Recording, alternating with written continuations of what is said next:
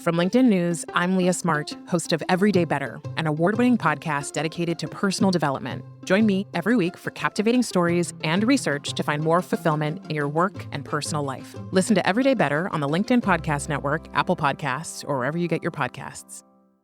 Did you know that small and medium businesses make up 98% of the global economy, but most B2B marketers still treat them as a one-size-fits-all?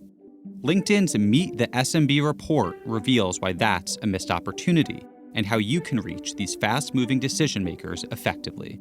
Learn more at linkedin.com/meet-the-SMB. Hello, my friends, and welcome to another exciting episode of Negotiate Anything. This show is produced by the American Negotiation Institute, and with over 5 million downloads and listeners in over 180 countries, listeners just like you have made this the #1 negotiation podcast in the world. Hi, my name is Kwame Christian, and I am the founder and CEO of the American Negotiation Institute. Here at ANI, we believe that the best things in life are on the other side of difficult conversations, and we are passionate about providing you with the best content that will help you to make your difficult conversations easier, both at work and at home. Lastly, I want to remind you that we offer consulting and conduct trainings, both virtually and in person, all around the world. Our focus is in 3 main areas. First, negotiation and conflict resolution. Second, leadership. And lastly, diversity, equity, and inclusion. Check the link in the description below to learn more about how we could work with you and your team. And now, without further ado, let's jump into the interview.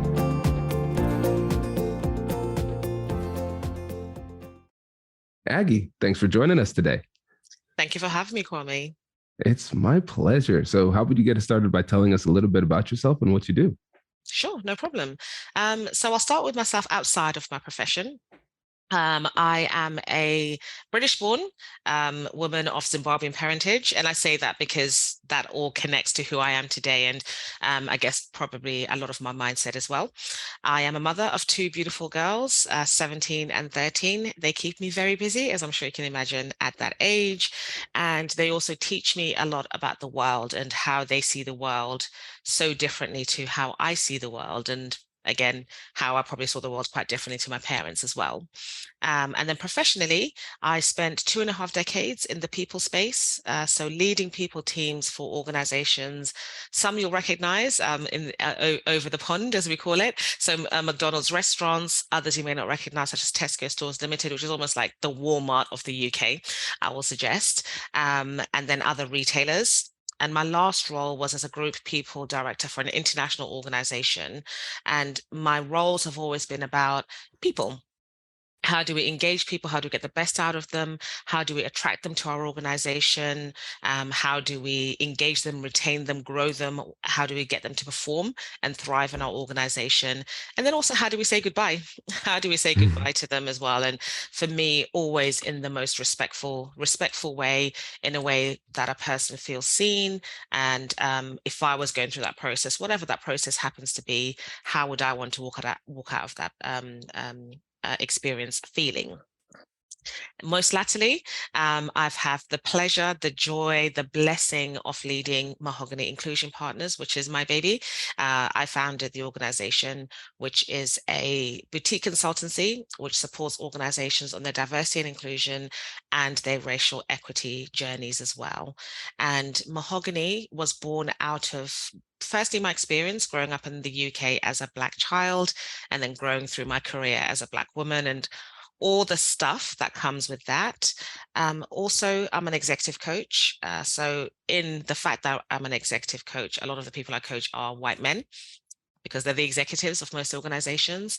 And when it came to conversations about diversity, inclusion, difference, leadership, I found that a lot of the leaders were reticent to engage because they didn't want to say the wrong thing. They didn't want to be seen as sexist or homophobic or racist.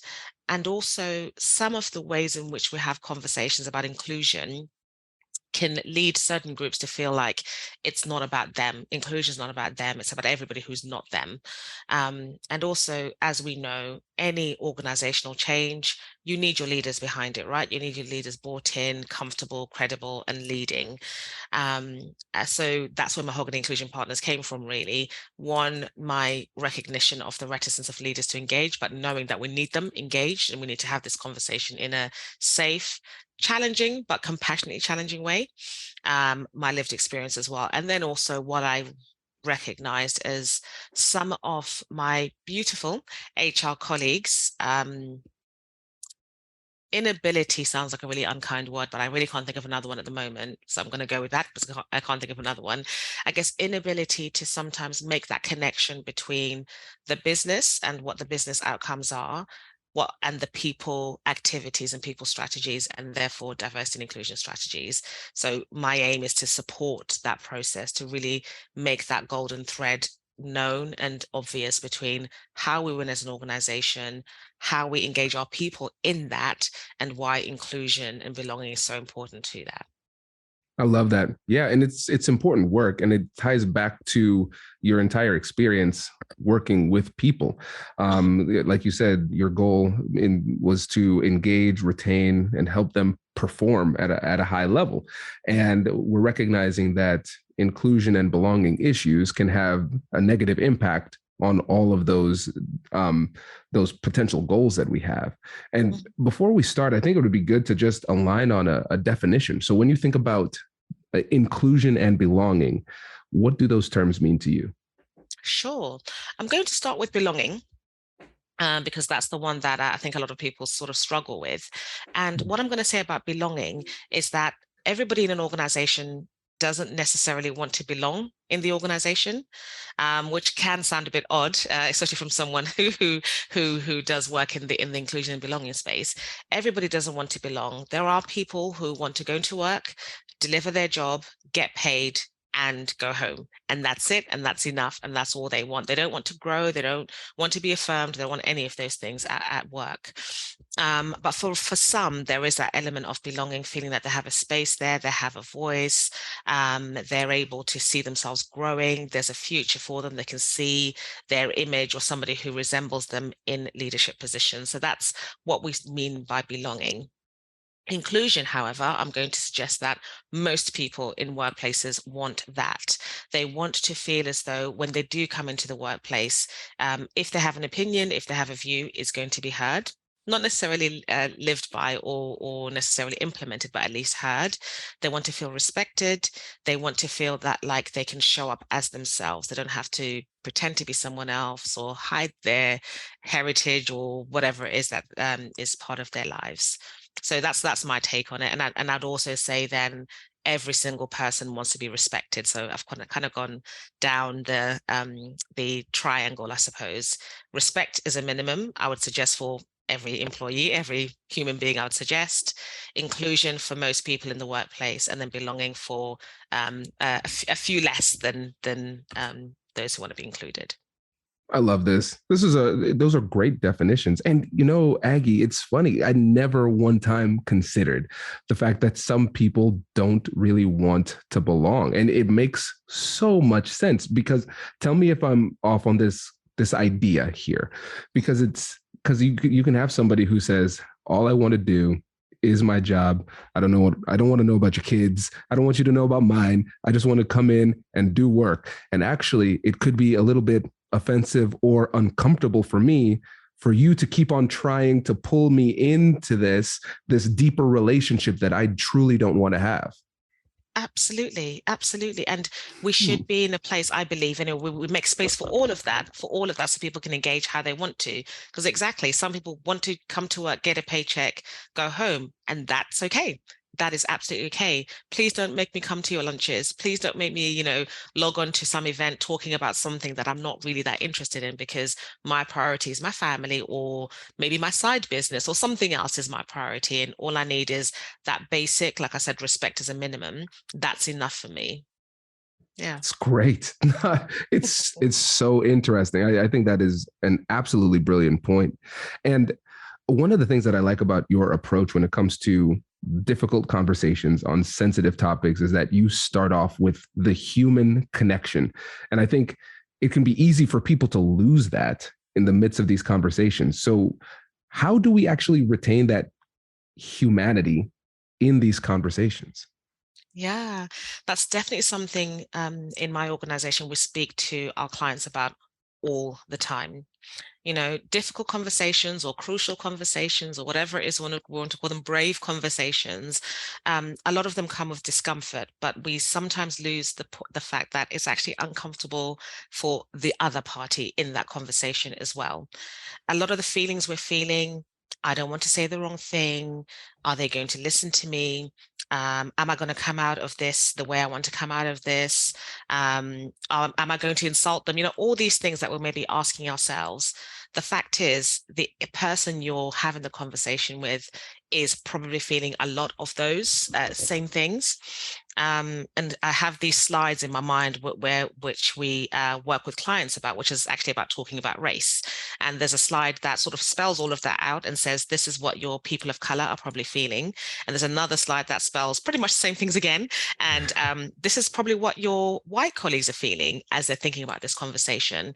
And it's always such a epiphany moment for both sides of the conversation, where we have white people saying, oh my gosh, I didn't realize that people of color will be thinking this as well, or feeling these things. And then people of color saying, I didn't even think that white people will be thinking this as well. So we're all human. We all have very, foundational feelings and wants and desires and fears and all of these things which connect us, which we don't talk about enough, I don't think, in my opinion. And I think if we're feeling something, thinking something, even if it's in a relationship, as in a love relationship, or your family or your children, as an example, a lot of what you're feeling, the other person's probably feeling it too. Does your company invest in professional development training? If you believe that your team would benefit from a negotiation workshop, all you need to do is go to our website, fill out the workshop request form, and then we'll set up a time to chat. These workshops are completely customizable, and we've done them all around the country. Negotiation and conflict resolution skills are beneficial across all professions, but they're especially useful in procurement, purchasing, sales, sourcing, and contract management.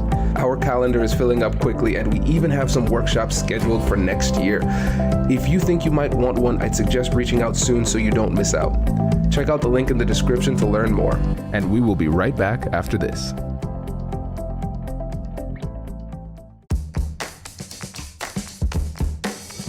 Hey you, I'm Andrew Seaman.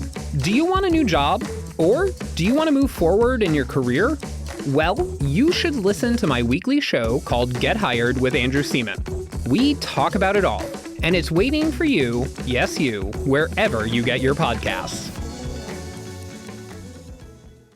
Small and medium businesses don't have time to waste, and neither do marketers trying to reach them.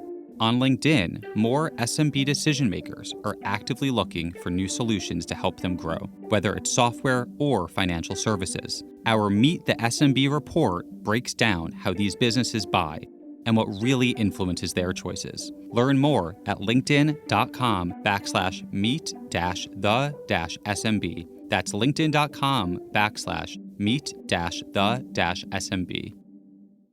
Yeah. It's so powerful. And you're so right, because it's almost like a situation where we have these fears and we build up the other person or the other side into this kind of big, scary, intimidating monster, while at the same time, the other person is doing the same thing about you. Yes. And we have two scared people caught up in their emotions. And that's exactly what leads to the breakdown of the conversation. Yeah. And it seems like, I want to get your perspective on this. It seems like if more people were willing to be vulnerable in that moment and just admit how they're feeling, it would give the other person the license to do the same. And then we could really start off with a strong connection. Absolutely, absolutely. And in supporting leaders, I'm going back to my HR days now, in supporting leaders or coaching leaders around their tough conversations, getting them to a place where I'm saying it's actually a beautiful thing to say, this is a really tough conversation, or I'm feeling concerned about this, or whatever it may be that you're feeling. It's such a beautiful thing, because one, it shows that you care, because often people say they just think we're a number and they don't care and all these things, which actually aren't true. actually are not true, but they only remain in the people's minds if they don't hear, actually, I care about you. I care about you. I care about this conversation we're having. And I know this might be difficult. And there's some difficult messages, and let's do this together. You know, they're so, those words and those statements are so disarming, aren't they?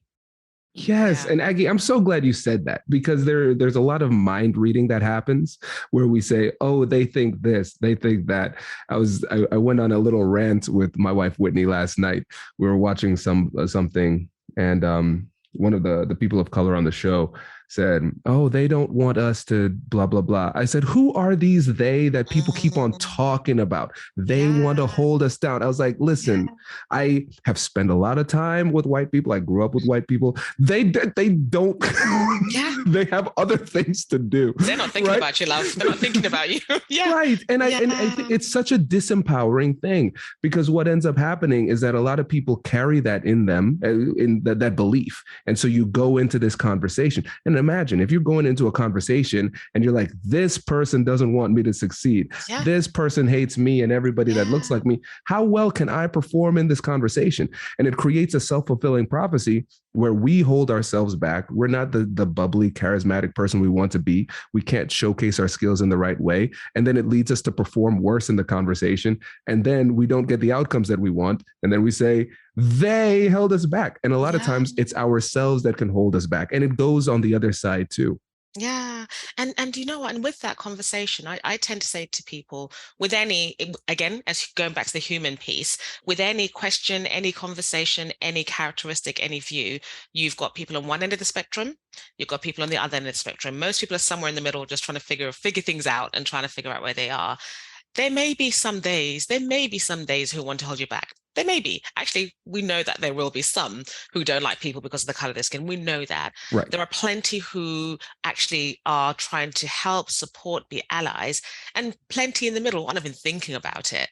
Right. So are you going to let those few who probably are thinking that, and we know they're thinking that, really then color how you show up and who you are?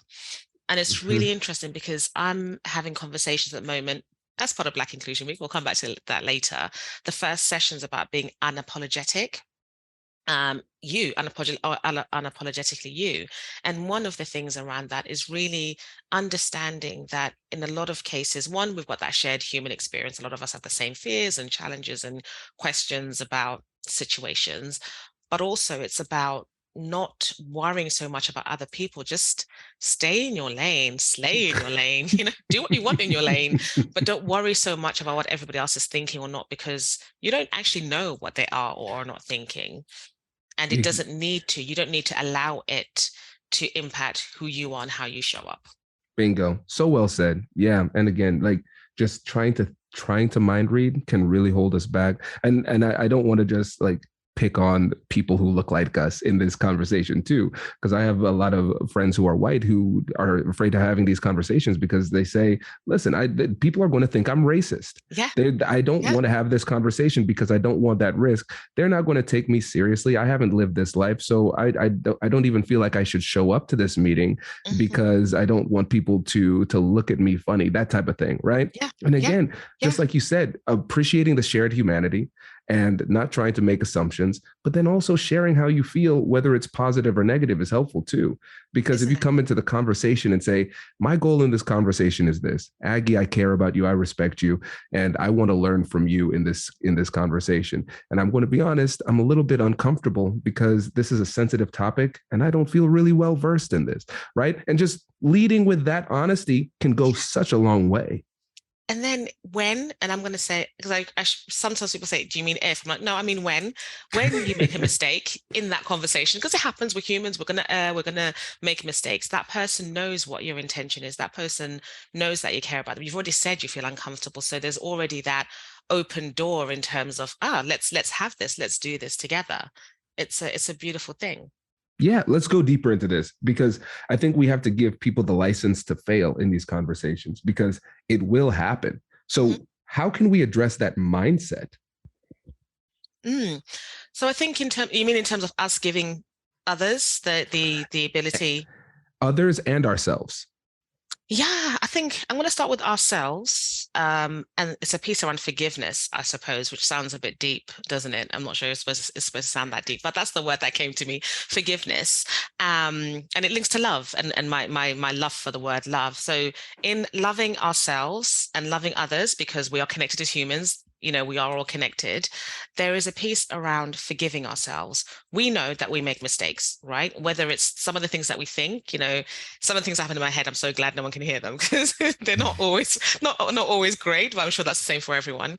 In some of the ways that we think, in some of the things that we say, in some of the ways that we act, we all make mistakes. We all have things that we think, maybe I shouldn't have done that, or gosh, now that I know a bit more about what that person was thinking or going through, or now I understand the context more, maybe my reaction was a bit much. But I think there's definitely some beauty in us forgiving ourselves and taking the learnings and applying them going forward.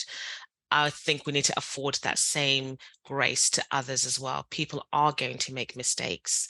One, because they don't know yet, and I'll put a yet on there. They don't know yet, but also because we're all different. We're all different, and even in ourselves, depending on the day, we might be in a different place. There are some days where I'm like, oh, bring on the jokes, let's have let's have a laugh, let's do whatever, and feel free to pick on me. I'm in a really good mood. That's great. There are days where I'm like, don't even think about it because I'm not in that place. You are going to get it if you try today. And I think that's the same for most people, isn't it? So if we know that people are different and we know that even we can be different depending how we're feeling on that day, people are going to make mistakes, right? So I think it's just remembering that. I love that. It's so empowering because the goal of perfect, the myth of perfect can really hold us back. We might say, I don't want to have this conversation unless I know I'm not going to make a mistake. That's just fear holding you back because you're going to make a mistake. There's no such thing as a perfect conversation, right? Yeah. And so we're going to make a mistake. And so we say, well, guess I can't talk about anything ever because exactly. Like never, ever, even like good morning, somebody could say, well, that's not good for me. What's so good about it? There you go. There you exactly. go. We're always going to make mistakes. And it's just about learning and taking the learning from it and then moving forward. That's the thing, right? And again, if we approach this with humility and willingness to give other people grace, it makes it more likely that other people are going to reciprocate with grace in return. And when we make those mistakes, just own it. Just say, hey, I'm sorry that what I said had that impact on you. I apologize. And my goal is to treat you with respect and I can learn to do better. So I appreciate you letting me know that I made a mistake. And it goes so far because it's tough for people to actually to say, hey, that hurt my feelings. Hey, that you, right? And a lot of times people just float through their day, just carrying on a lot of offenses and not doing anything. But if somebody lets you know a way that you failed or the way that you might have, your words might have been taken in a way that was more offensive, something like that, they're giving you an opportunity to be a better friend and be a better colleague. Because if you never knew those points of failures, then you would never know to adjust. Absolutely. Absolutely. It's quite courageous, isn't it, to say someone actually that really hurt my feelings. And like you said, it opens the door for also you to be able to do that as well. But then also, like you said, that thank you. Thank you for telling me. Thank you for letting me know. Even if you don't get it in the moment, because sometimes you don't, you just think that hurt. Okay. But thank you for letting me know. And let me take some time to think about it. Or thank you for letting me know and just go off and think about it and come back to them later once you've had a chance to think about it. Because Yeah.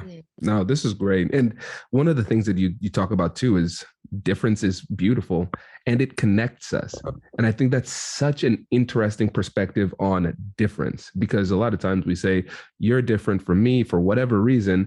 And that means it leads to a separation, a rift between people, but you're seeing it in the opposite way. So can you go a little bit deeper into that? Definitely, definitely. So, my personality, my preference is that I love difference anyway. I love learning. I love taking knowledge. I love looking at if someone does something differently to the way I do. I think, oh, that's really interesting. How do you do it? And what are you thinking when you're doing this? Here's what I'm thinking when I'm doing what I'm doing. And I just learn so much from that. And then also on top of that, I listened to a TED talk by a gentleman called Octavius Black. He's the CEO of Mind Gym, or was at the time. I don't know whether he is now. And he actually talks about exactly this, that difference is something that we have traditionally known as something that separates us. Right. And back in cave people days, if we want to reference cave people days, yes, something different probably was a bit dangerous. And, that animal with the big teeth and big hair is probably going to kill you if you go try to talk to it or have a chat with it. So that was, our prehistoric, what we needed to do to keep safe. But now where we are, that difference is just a beautiful thing because we're all different. I've got a sister, and I always talk about this when I'm speaking to my clients. I have a sister who is 16 months younger than me. It's very, very important that 16 months and not 18, because that makes me a bit older if we say 18. She says 18. I'm like, no, it's 16. Let's be clear. We have the same parents, so she's also a Black woman. She works in the people space as well, so she's an HR leader. So we work in the same kind of industry. We both have 2 daughters, and she lives 10 doors away from me. So I can look over my fence and ask her what's for dinner, and so we live really close. In so many ways, we're very similar. We tick the same boxes.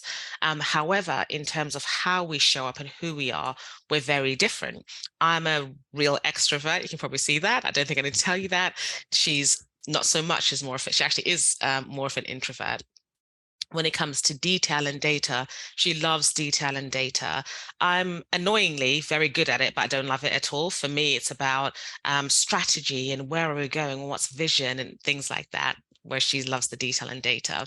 When we go on holiday, we kind of joke because I say it's better that we meet on the plane, because she would get there about 3 days before. That's what I'm exaggerating. That's what it feels like to me. Get to the airport 3 days beforehand, and I'm happy to literally just roll on as they're doing the safety check. I'm happy to get on the plane then. So in so many ways, we're different. But actually the beautiful thing about us as sisters is that I learn from her in terms of her differences, and she learns from me. So back to Octavius Black, the CEO of Mind Gym, he was talking about difference as something that connects us, because we're all different in lots of different ways. We may look very similar, but we're so different in so many ways. I could put you next to another Black man, Kwame, and there'll be lots of similarities, but lots of things that are different about the pair of you as well. So rather than us looking at difference and saying, even the language, you're different from me, from me, let's say different like me. You're different like me. Just feels so different. It feels so beautiful as well. So I took that. I was like, yeah, love that. Absolutely love that. And it just connects us. Wow. Okay. It's one of the it's funny. Sometimes somebody says something and you understand it. Like, you speak English, I speak English. I understood the words that you said. And you can see my face. You could see, okay, Kwame understood it. But then there was a different layer of understanding that happened. Yeah. So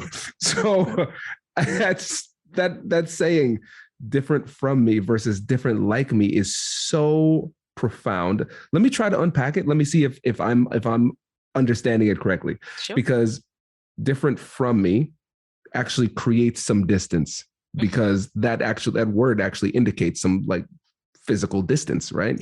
Yeah. And then different like me means that you're different, I'm different, and everyone is different. So we are similar in the fact that we are different from other people. Different like other people. Yes. Oh, I said it. You see that now I need to see. I need to retrain my brain. All of these years of saying it that way. Yeah. That's incredible. You're different like me. You're different like. Isn't that amazing? Wow. And I think just the words, isn't it? Yeah. Yeah, I feel like even saying that in a conversation would cause a record scratch. Like, what do you mean by that? Yeah. It does. It does. People always often like, what do you mean? Okay, let's talk. Let's do it. Yeah. Oh, wow. Yeah, it's rare that we have a moment on the podcast where like my mind is blown to a certain extent where I struggle. I'm struggling to come up with something after this, but this is one of those times. I think just that semantic shift and just saying that in a conversation can be so empowering, because it's like, yeah, you're different like me. Well, what does that mean? We are not the same person. We have different interests. We have different backgrounds. And that's really interesting. I want to learn more. It's so disarming.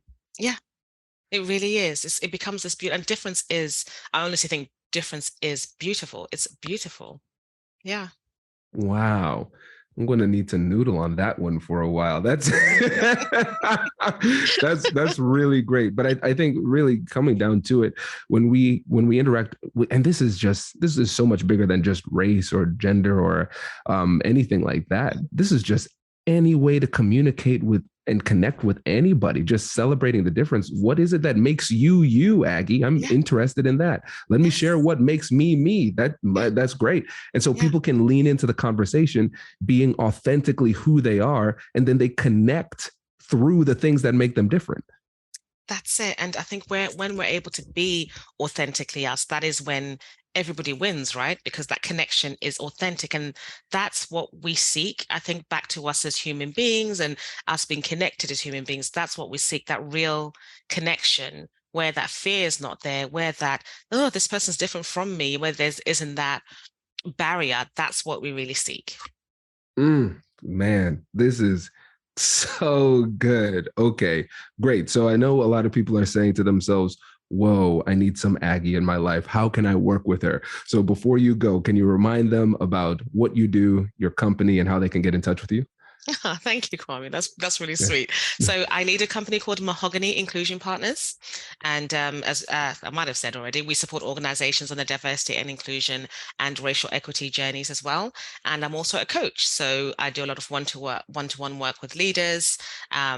So yeah, that's how you can connect with me. www.mahoganyinclusionpartners.com. Incredible. Aggie, thank you so much for sharing this. It's been really enjoyable. Thank you. I've loved it. I can't believe the time's gone already. Oh, no, this was great. Time flew for me. Aggie, you were so good. Congratulations, you've just joined an elite club. By listening to a full episode, you're now officially on the Negotiate Anything team. So welcome aboard. What most team members do is they subscribe to the podcast because that allows them to automatically get the latest episodes of the show. The best things in life lie on the other side of difficult conversations. Keep learning, keep practicing, and keep getting better. Your relationships will improve, your career will soar, and you'll have the confidence you need to get the most out of these crucial conversations. Again, thank you for joining the team. We're excited to have you, and I will see you in the next episode. I'll catch you later.